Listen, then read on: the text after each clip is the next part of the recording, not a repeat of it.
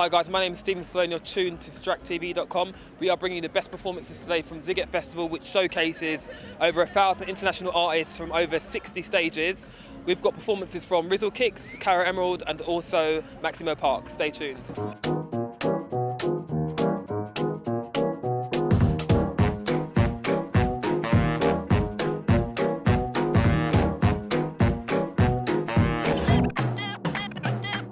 Okay guys, we are live at Sziget Festival 2012 and we're joined by... Cara Emerald. How's it going? Good. Yeah. Good. So we are from the UK. Tell the guys at home a bit about you, if they don't know already. Well, I'm from Amsterdam. I'm a singer and I'm traveling around Europe with my poppy jazzy music. So, deleted scenes from the cutting room floor. Yeah. Amazing album. I heard apparently that was in the charts for 27 weeks, beating Thriller's, Michael Jackson's Thriller, to the #1 spot. That's true, right? Yeah, that was in Holland. It was 30 weeks. Netherlands, but 30 weeks. Correction, 30 weeks. Netherlands. It's amazing though. You beat Michael Jackson. I mean, he's like the king of music. Literally. I know. I know. I don't know how to explain myself. I'm sorry.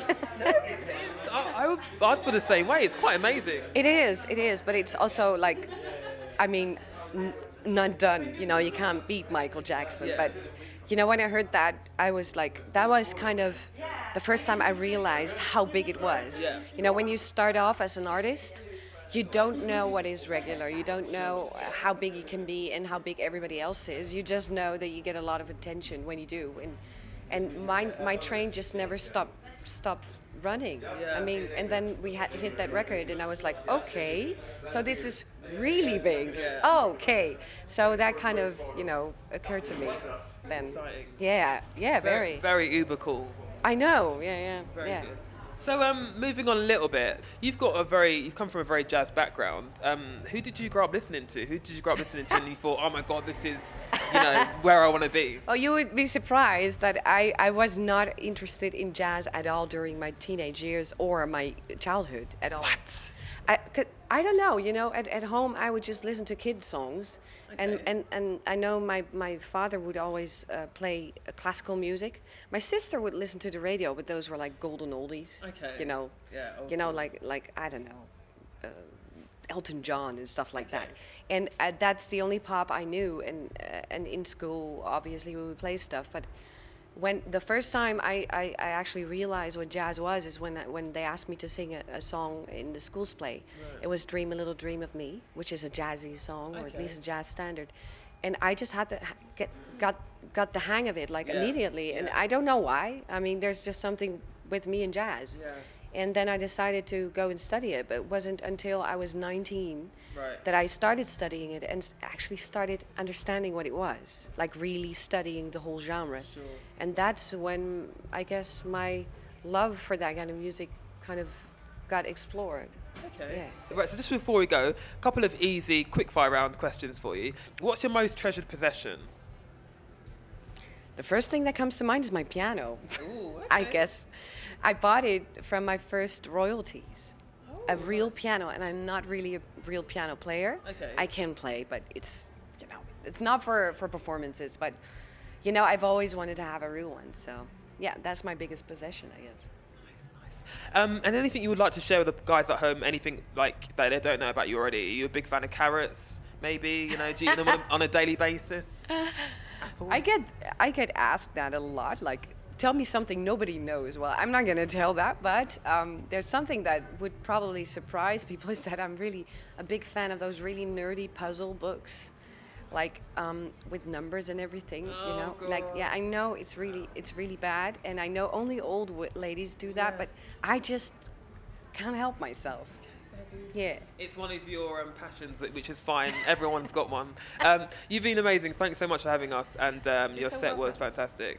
Thanks a lot. So They've been nominated for Mercury Music Prize. They're one of the biggest alternative rock bands around at the moment, Maximo Park. Here's what they had to say when I caught up with Paul from the band earlier on. Paul of Maximo Park. How's it going? It's very nice to be here in the sunny weather with lots of rockin' music. I'm very excited to be here also. Is this your first time here? No, we played 3 years ago, so we've had a little taste of it, and we were, when we were asked to do it, we were all absolutely thumbs up. So you're back a second time then? We're back. Hopefully the people will remember us, and more new people will come and watch the band as well. Moving on a bit, The National Health, a massive album. Amazon gave it a 5 out of 5. Apparently it's like your return to stardom, an amazing album. What was the inspiration behind that? Just the things that you hear and see every day. I mean, that kind of continues the thread from our first album through to the new one, which is our fourth.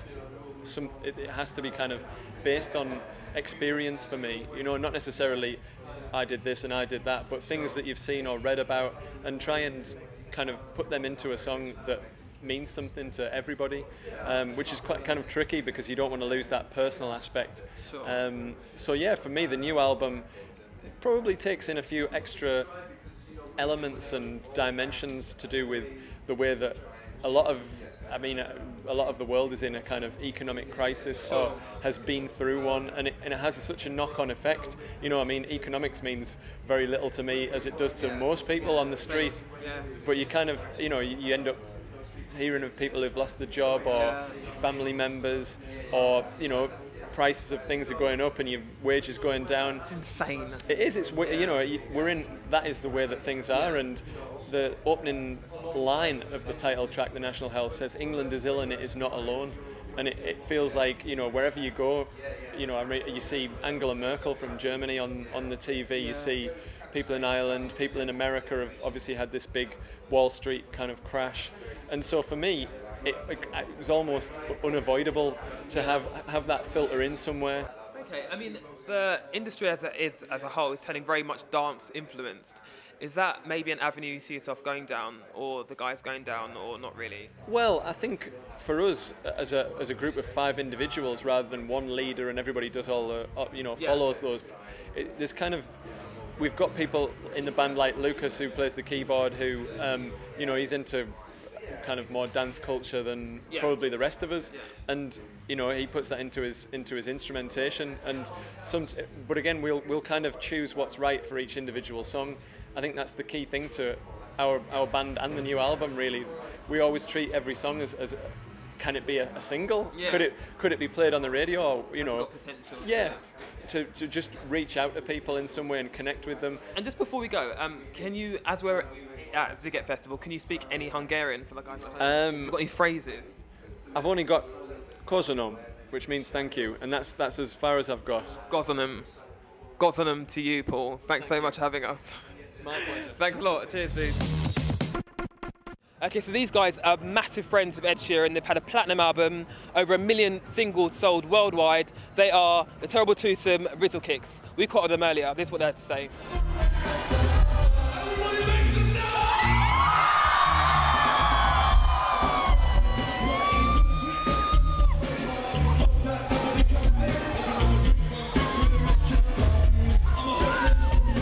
Rizzle Kicks, how's it going, guys? What's going on, Stephen? You alright? Yo, hello.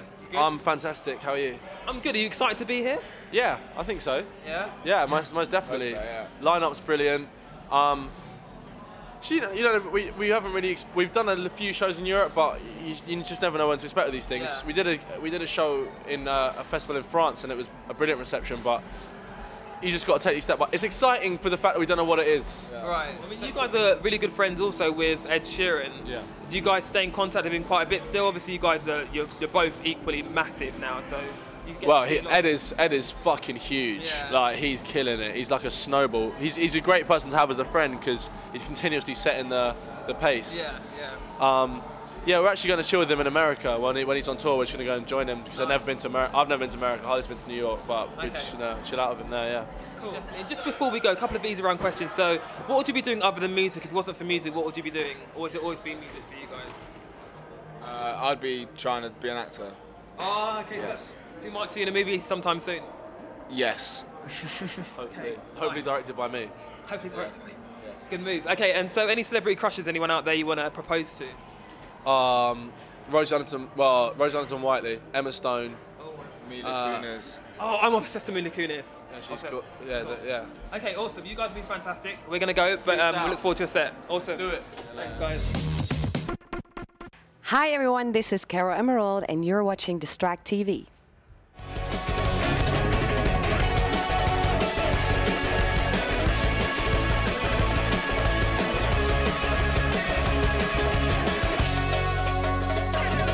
We are backstage at Sziget Festival 2012 and we're joined by Viza. How's it going, guys? Going good. Yeah? Yeah. Cool. So you guys are from LA, California, right? That is correct. How do you guys find yourselves in Sziget in Hungary? How does this happen? How did it come about? We were on tour in January. We did about 14 or 15 shows all over Europe, and Budapest was an amazing experience, and they invited us back. We said, sure thing, man, we'll be right back. We'll come, and we're here. Cool. So you guys have released 2 LPs. They've had a subtle tone of Russian as well, Russian influence. Where's that come from? Well, a few of the band members have Armenian descent, which obviously are neighbors of the Soviet Union, and what we bring to the table is our roots. Right. And I, being Greek, bring a little bit of the Greek touch to it. The boys bring a little bit of the Armenian touch to it, and sometimes it's interpreted as a little bit of a Russian style, but you know, for what it's worth, it's translated to how the listener translates it. Sure. You know, some people might call it Russian, other people might call it Armenian, but either way, it's still our music. I saw you guys on set and everyone was rocking away. They were going crazy. But what's the track that gets everyone pumping? What's the track you guys throw out and everyone just goes insane? There's a lot to choose from. I mean, my Mona Lisa always gets a stir from the crowd. Trans-Siberian Standoff is another one. Break Out the Violins, and now this new one, Alabama Song, which we covered from The Doors. That's also another shaker. But you know, we tried to give them everything, and you know, we've got a lot on our plate. So hopefully they enjoy each one of them. Coins. Oh yes. There's a song called In Coins, which was one of like very earlier Viza records Shimmy track. that we've actually kind of redone with a new lineup that we have, with kind of a refound sound that we've got going with the pucka bouncing happening. But regardless, it gets the crowd going, and we definitely feed off them, and it's really fun. And final question for you guys. So we're actually in Hungary at the moment. Do you guys know any Hungarian? Are you any good at what can you say to the guys at home in Hungary? I don't know any, I'll be honest with you. Not very good. We did learn a word when we were playing.